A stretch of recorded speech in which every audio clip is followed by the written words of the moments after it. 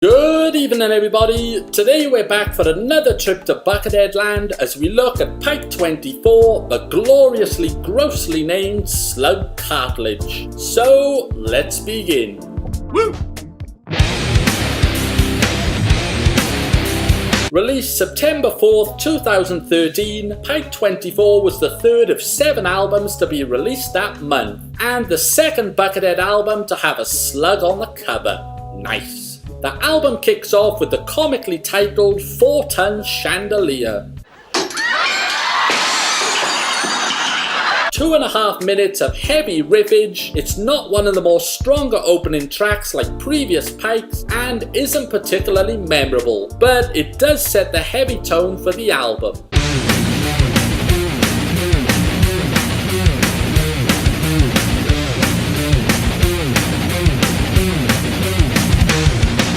Track 2, Skowlow, again brings the heavy, really kicking off around the 40-second mark. It's filled with multiple riffs and an excellent outro, and is definitely a more enjoyable track than the first, and one that would be well suited for heavy metal vocals. Or not.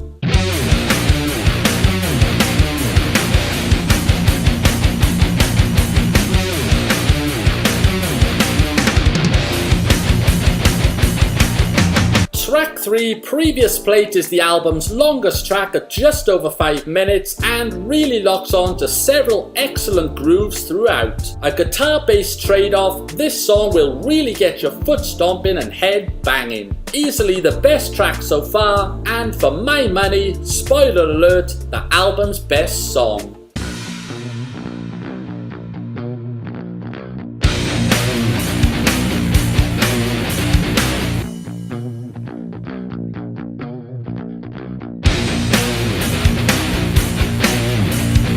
Track 4, Chip of Red, brings more of the same with nasty riffage, especially towards the latter part of the track around the 2-minute mark, which will make you wish the song was a lot longer than its 2.5 minute duration. Solid track and the album's second best song.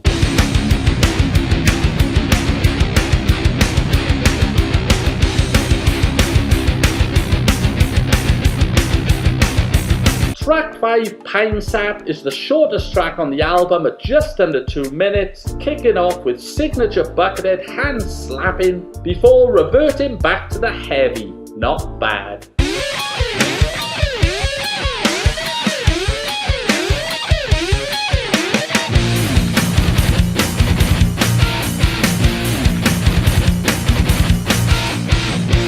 Track 6, Smudge Mad, brings more of the bass, the slapping and the heavy. I don't feel it flows as well as some of the previous tracks, but is a suitable enough addition to the album.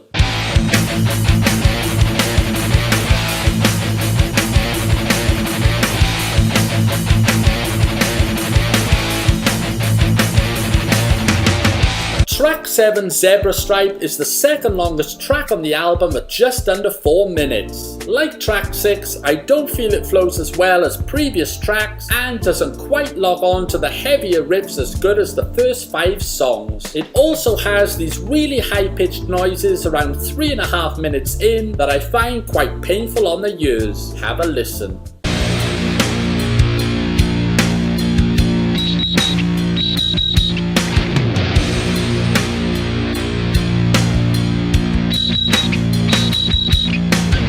The title track, Slug Cartilage, comes next, a stop-start track that at times really gets in the way of itself. At 2.5 minutes, it doesn't reach the heights of previous tracks and is definitely one of the album's weakest songs.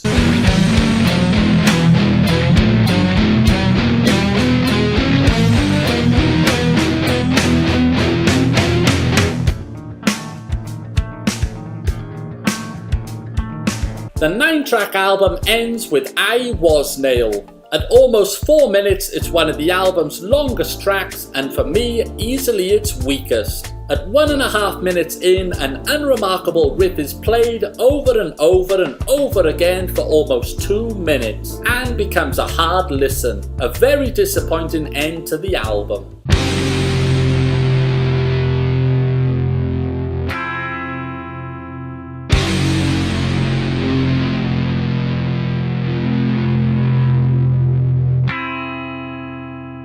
Overall, Pike 24 starts off pretty decent with its first 4 tracks, but soon fades towards the latter part of the album. There's far from any 4 or 5 star songs, and there's no guitar solos at all. Not that every album needs them, but this one definitely did. As a heavy metal Pike, Buckethead has done far better. As background music whilst working out, it works. As a metal album to sit down and enjoy, not so much. After adding up the rating I gave for each track, it came to an underwhelming 51.5%, which I categorise as average. And you can find my individual song ratings and breakdown on our website NatterNet.com. So what's your rating for Pike 24? To work out what percentage you give the album, rate each song out of 5 stars, add up your total and divide it by the total score possible, which for Pike 24 is 45. Then times it by 100.